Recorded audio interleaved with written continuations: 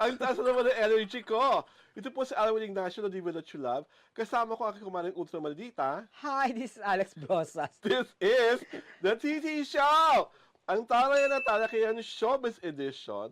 Kasi nga, ito na. Happy ako talaga pag ang... Parang soprano ang dating. pag Aray ko. may tungkol sa letters T and T, ang pinag-uusapan namin sa Bulag na Chika. Ang Bulag na Chika namin ngayon, kasi itong si aktor na ito, game na game naman daw na magkaroon ng full frontal na eksena, provided that kailangan yung totoo niyang phallus covered by prosthetic. Wow. Diba? At tandaan nyo, in recent memory, may mga aktor naman talaga na nagpakita ng kanilang pagkalalaki on-screen na covered ng prosthetic. Halimbawa, si Paolo Avellino sa Fangirl. Yung sa eksenang umiihi siya, tapos bumuboso-boso si Charlie Dixon, kitang-kita na ang taba-taba nung hawak-hawak ni Paolo habang umiihi. Inamin naman ni Paolo sa kanyang mga panayam na prosthetic yon. Tsaka lumabas sa mga Oo. yung prosthetic Oo. na At lumabas sa Facebook post yung tagagawa ng prosthetic, yung Nakakaloka. paggawa. Pati yung pinaprosthetic. Oo. Nainggit ka ako doon sa gumagawa ng prosthetic ng kay Paolo. Pwede ba mag-apply sa mga ganon? Isa pang sinabing may prosthetic, nag-meet Coco Martin nung indie actor pa siya sa pelikulang Sa Service. Meron kasi pong eksena doon na nagla-lovemaking sila ni Mercedes Cabral. Kung saan kitang-kita na after the act, biglang inilabas ni Coco ang kanyang pagkalalaki sa pagkababae ni Mercedes Cabral. At sabi naman ni Coco, diba kinatanggi na ang prosthetic, pero walang nananalig. Hindi prosthetic yon. At isa pa, late memory, yung kay Carlos Morales, diba? Yung pelikula niya, Laro sa Baga. Laro sa Baga, with the great Angel Aquino, kung saan may eksena doon na supposedly hinihil ni Angel yung pagkalalaki ni Carlos na pag napanood mo yung movie, pagkataba-taba po talaga, gasardinas ang taba nung hinahawakan ni Angel na kunyari, Parang hindi si Angel. hindi ba si Angel yung babaeng yun? Si yung theater actress. O kung sino man siya, basta kung meron siyang hawak yung babaeng yon, may hawak... Monique Wilson, I think. Hindi. I think, hindi? Hindi. Parang si Angel. Si Angel? Basta whether it's Angel or Monique, there's this artistang babae na hawak-hawak ang phallus, supposedly daw kay Carlos Morales, na grabe yung girth. Pagkataba-taba talaga. Di ba, recently, lumabas yung jack of video ni Carlos Morales. At nakita talaga na hindi siya ganun kataba. So ito na nga ngayon, going back to the present tense, itong si aktor, alam mo itong actor na ito, crush ko. Tall, brown, at napakalambing. Ay! Oo, ang sarap niyang yumakap. Oh my God!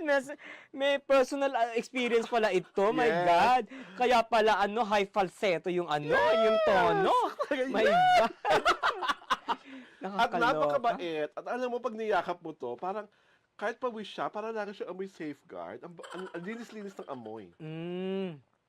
So, na-interview itong aktor na ito, at sinasabi niya na papayag naman siyang gumawa ng full frontal provided na yung tunay niyang pagkalalaki i-cover up ng prosthetic. Ang nangyari tuloy, dahil sa meron siyang ganung pagpapaliwanag, ang tinutudyo siya ng mga maldita sa social media. Pinasabi na, kaya gusto lagyan ng prosthetic, jutes. Ibig sabihin, hindi siya big in Japan. Small in Japan. Lang siya. Small. Diba? So parang gusto kong magwala.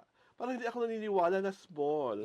Si kuya. Kasi pag magkayakap kami, may nararamdaman ako. Char!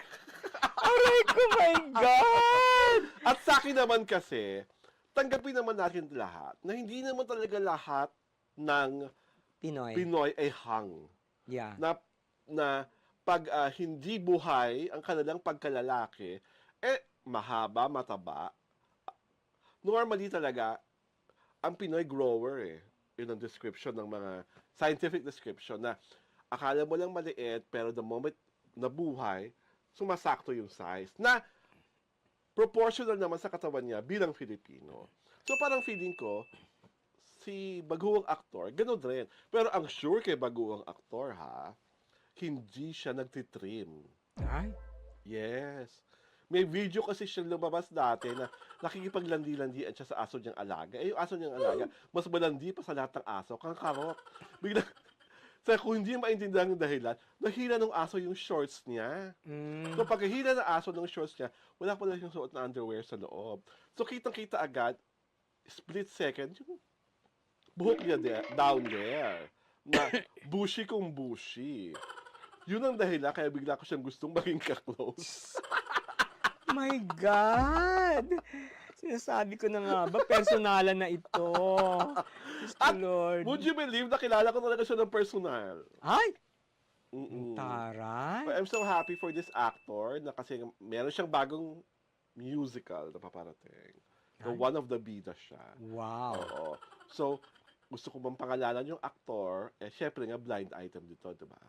It will defeat the purpose. Pero ikaw ba, Mare, kung halimbawa meron kang alagang artista at sinabihan na, Kuya Alex, meron akong eksena sa pelikulang medyo maselang, dapat ko ba bang i-cover to ng prosthetic o hindi? Who's the one asking? The actor? The actor, kunyari talent mo. Okay. Oo. I would advise you to do what you feel is right. Okay. Di ba?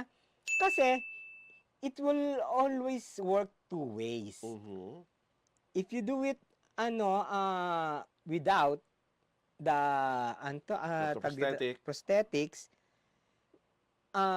either malait ka or mapuri ka. Mm. Because, syempre magdedepende yun sa size. Yes. Di ba? Oo. Lalo na may size obsession ng mga Oo. Pinoy. Ngayon, pagka naman, if you will use prosthetics, yun nga.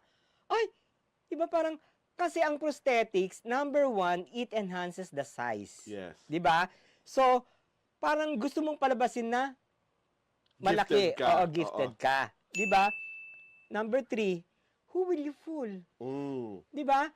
Who Your will you fool but audience? yourself? Oo. Di ba?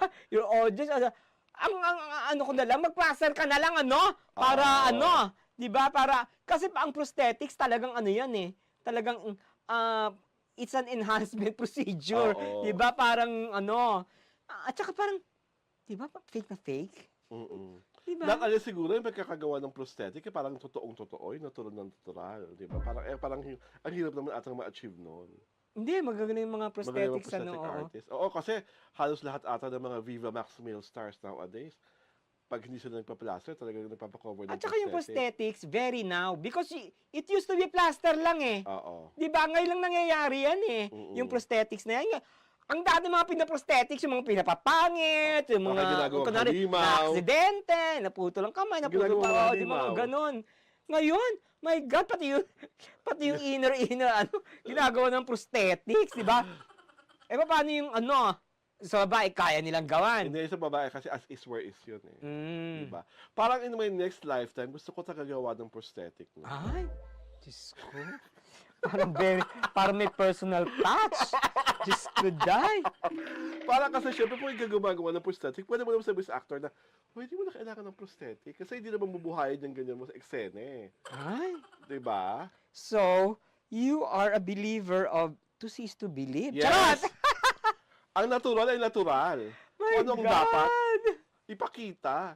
Saka ano ba naman, kung si who's this person, who's very good actor, si Sid Lucero, diba? Ay, walang Walang takot. katakot-takot, walang prosthetic. Walang ka-nervous. Walang prosthetic, sukat Pati na. yung foreigner, Oo, ina-interview si natin. Luke. Oo, Luke. Si Luke Selby naman talaga, kahit walang Oo, Luke prosthetic, Selby. mukhang may prosthetic. Talaga. Oh, ibang klase yun, Day. Panginoon. Talagang sobra ang gift na binigay mo kay Luke Selby, who happens to be a Viva Max actor, na Nawala na siya. wala rin pong halong pag-iimbot at buong katapatang binubuyang-niyang ang kanyang pagkalalaking. Akala mo pa prosthetic, pero sabi nga ni Carlo Aquino, wala. Kala mo lang meron. Charot. Pero wala po talaga. Si Sid, di ba yung nakita mo siya doon sa movie ni Virgin Forest ba yan? Yeah. Ni Brillante? Mm-mm. As is where is. Wala siyang pakialam. Yung artista, di Diba? ba? At lalo na yun sa waterfalls pa. So malamig yung lugar. Yeah. Sabihin, may shrinkage. Yeah. Walang pakialam si ano, Mm-mm. ito yung akin eh. Diba? Bakit ko kakahiya ito? Which makes him a very, very good and dedicated actor to his craft. Oo, very Alam niya, consummate actor. ginagawa yung eksena, hindi para bastusin ang pagkalalaki niya. Mm-mm. Diba? So sa akin sa mga aktor, bahala kayo kung if you want to follow the example of Sid Lucero or itago nyo ang mga dapat nyong itago. And on that note, ito po si Arwen Ignacio na iniimbitahan kayong mag-subscribe sa aming YouTube channel sa Diario Torada. At syempre pa, sundan nyo kami sa aming Facebook pagina na Diario Torada at sa Daily Tribune para hindi kayo maiiskupan. Ito po ang Live That You Love. Kasama ko aking kumaring Ultra Maldita. Hi, this is Alex Brosas. This is the TT Show, ang Tara na Talakayan Showbiz Edition. Maligayang dinggit po sa ating lahat.